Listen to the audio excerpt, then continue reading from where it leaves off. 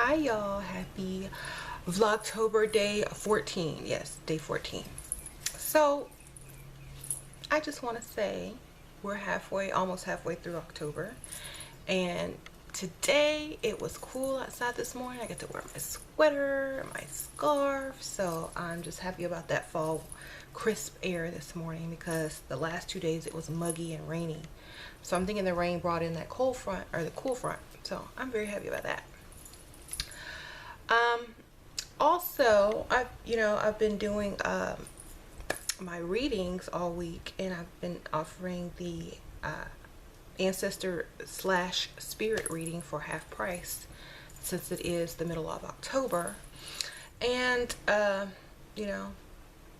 been doing a lot of those readings and love readings for some reason as well. A lot of people are needing love readings right now, I guess because we're getting out of that Mercury retrograde and things weren't so great, and now they're trying to figure out, their next move and next step and stuff like that. So maybe that's why. So I want to tell y'all a quick story about this one funeral home I used to work at, and it was a very nice funeral home. It was 2 stories. Upstairs were extra chapels, and they had an elevator, and so they could hold about 5 funerals at once if they needed to. So it was like a really big funeral home. And every week a group of ladies would come in there and have their meetings. And like, when I was that young, I didn't know anything, but they were Eastern Stars. It's like sort of like the Freemasons, but the female chapter. So they would meet in there every week, and there would always be like a lady standing by the door so no one could get in or out, or get in or listen or whatever. So I didn't know anything about that way back then, so I was like, what are they meeting about? And she was like, oh, they're just a group of, they always had on white, and she wouldn't go, like my boss wouldn't go any further into it. She was like, oh, they're just a group and they meet there every da da da da. And so I was like, okay, whatever. But I think my ex-boss was also an Eastern Star, because like one time I had to drive her home because her car got messed up, and she would not invite me into her house for nothing. Like, I think she was a witch actually, because like at the funeral home she would always be burning those charcoal incense. She would always have a charcoal, and she would be burning that copal and like those loose incense over it in the chapel and smoking the whole place up, like every time people left and every time people after a funeral, before a funeral, she would do that. And I didn't know what the heck she was doing back then. I just, like, the whole place was just smoked up, and I'm like, why do you do that? And she's like, because it makes it smell good. But I know now what she was doing. Like, back then, the only type of witchcraft I kind of did was just manifesting and just candle magic. I didn't know anything about the charcoal and the incense, because back then I was into partying, and I was not into my spirituality at all at that age. I was like 20, 21. Okay, so I had kind of left it alone for a while to party up. So she would not let me into her house. She made me wait in the car, and like just a bunch of stuff. So I know that lady was a witch, and she did not want me to see her home. And her son, we were good friends, and he liked me because I was deep and I had deep thoughts, and we could talk about like all this kind of cosmic stuff. And so I'm pretty sure that they were into magic, but they did not want me to know at the time, because some people don't understand that, and I perfectly would have understood. I would have been perfectly fine with it. I would have been like, teach me. We probably would have been better friends if she had let me in on that secret, because we were too much alike, but she was more bitter because she was older. We were both Pisces, and we could not get along for nothing, y'all. But anyway, so let's get to a good part. Okay, so let's see.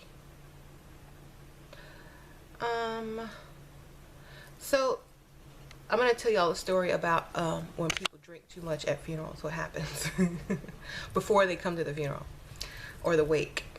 So this guy, he was about 20 something. He was young. He was like 23, 24, and he was killed in a motorcycle accident. He didn't have on a helmet, and he fell off his bike and cracked his skull open, and he died. And all his friends were super young, y'all, and I had to embalm the body, and there was like a crack on his head, and they like sewed it up and they put wax over it, but just so people wouldn't like see it, they brought a cap, like it looks like a newsboy cap, and they put it over his head so people wouldn't like mess with it or try to see it. And then at the wake, he had like a lot of friends, like young friends, and they came in their club clothes, like, because it was Friday night and the clubs were like right around the corner, and they were like making 2 stops. So they came in these skin tight like dresses and stiletto heels and makeup and just jewelry, just looking like the club, right? Looking like they were going out to the club. Half of them were drunk, the other half were like just family members, just sad, like older people. So it was like a clash. And so this one guy got up to talk at the wake, and he was just so drunk. Like the funeral director let him talk for about 5 minutes, and then the parents started signaling to get him down, you know, and he was just like, he started rapping and everything, y'all. It was crazy. Freestyling on the microphone at the guy's wake. Oh my God. Okay, you see, and then the girls, you know, they'd be walking around in their little tight dresses and like going to the bathroom. They were in the bathroom putting on makeup, talking about where they were going next. And I was in there in the stall, and they didn't know I was in there. And they were like, girl, and they were talking like, girl, I remember when we had, you know, they were talking about him having sex with them. Like they were putting on their lipstick. Girl, I remember when when we had this, we had did our thing, and you know, blah blah blah blah blah. But girl, and then they were like in the mirror fixing their face. But girl, I had to let him go because he was, you know, they were talking trash about a dead person in the bathroom, putting their makeup on, getting ready to go to the club. Okay, these young people, I swear, y'all are crazy. Like I was young back then. I was their age. I was their same age, but I was classy, y'all, and I had a career. But I would be in the club later on that night too, y'all. Don't get me wrong. I just wouldn't be at the club that they were going to. Okay, I was like going to the nice clubs where I could cut the line because I was VIP. Oh wow. Anyway, y'all are taking me back to my childhood, my young adulthood. But yeah, they were talking trash about if you ever go in the bathroom at a funeral or a wake, stay in the stall for a few minutes. Listen to what those people are saying. Y'all, you will hear a lot. Okay, you will be like, oh my God, I can't believe they said that. And so after the wake and everybody left, we looked in the casket, and people had put like joints in the guy's pocket. They put cigarettes and like a liquor bottle and stuff like that. And I know they do that at some funerals, but like my friend who worked there, this guy, he was taking it. He was like, you don't need this. And he took the joint and everything, y'all. But like a lot of people say, oh, what about, do they steal jewelry? Do they steal jewelry? Well, no, because like the ethical ones, no. I never stole jewelry. No one I ever knew stole jewelry from a dead body, because, you know, it's sentimental, and plus the family double checks like before you bury the person and whatnot.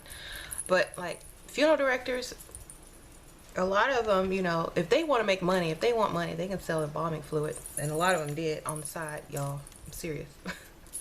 I know it because, you know, it's quick, easy money. You know, there's lots of ethics and morals, but that doesn't mean that they're going to be followed. So you got to be careful where you work. If you work for a corporate owned funeral home and everything is done by the books and they're regulated and monitored, then you know that's fine. But when you work for like an individually owned family type style funeral home, anything goes over there, y'all.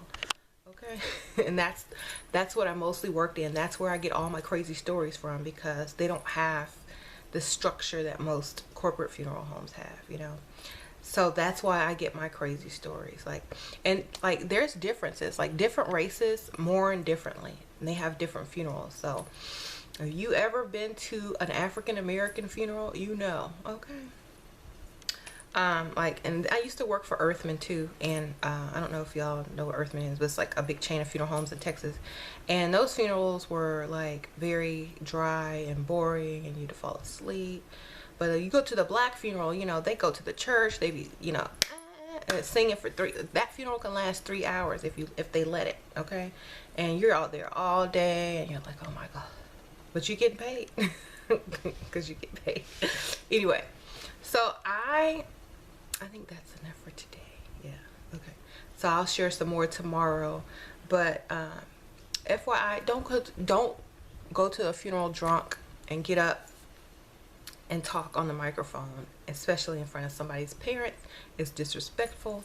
And you know, if they had reality TV back then, like, you know how they do now, I think like it would be the best show ever to like just follow around, you know, people that work in like a black funeral home, an African American funeral home, because it would be hilarious, y'all would see it. But then you know, they get caught for what they do.